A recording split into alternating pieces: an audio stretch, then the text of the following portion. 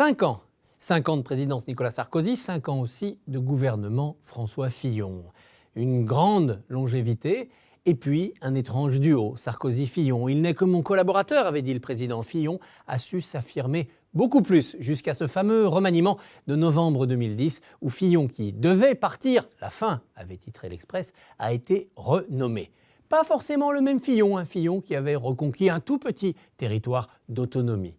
Mais quand même, un Fillon qui n'était pas vraiment François Fillon. Oui, rappelez-vous de François Fillon aux côtés de Philippe Séguin, qui avait sur l'Europe, qui avait sur le social des idées bien à lui et la forte volonté de les porter. Rappelez-vous le Fillon qui écrivait un livre expliquant qu'on pouvait dire la vérité aux Français. Rappelez-vous le Fillon qui nous avait dit la vérité en parlant d'un État en faillite. Ces Fillons-là, ils ont été bâillonnés, ils ont été étouffés. Alors, on a vu un Fillon qui pilotait l'administration, certes.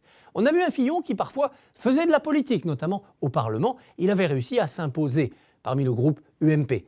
On a vu un Fillon qui avait su tout doucement trouver une petite musique, un rien fatigué, un rien fataliste, mais néanmoins opiniâtre. Il s'était installé parmi les Français. Il s'était installé dans l'opinion. D'ailleurs, sa cote de popularité n'a jamais vraiment fléchi.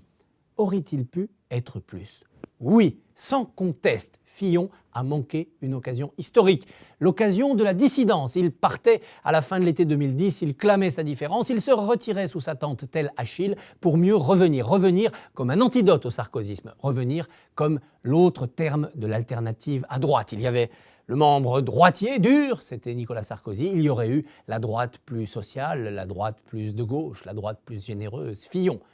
Qu'auraient fait les électeurs au premier tour de la présidentielle? Ah, peut-être que ces droites divisées auraient abouti à un second tour Le Pen-Hollande, mais peut-être pas. Peut-être que François Fillon aurait triomphé comme n'avait pas su le faire Balladur face à Chirac, ou plutôt comme avait su le faire Chirac, la droite sociale, face à Balladur, la droite droitière, la droite libérale. On ne saura jamais si Fillon avait l'étoffe d'un présidentiable. Jamais?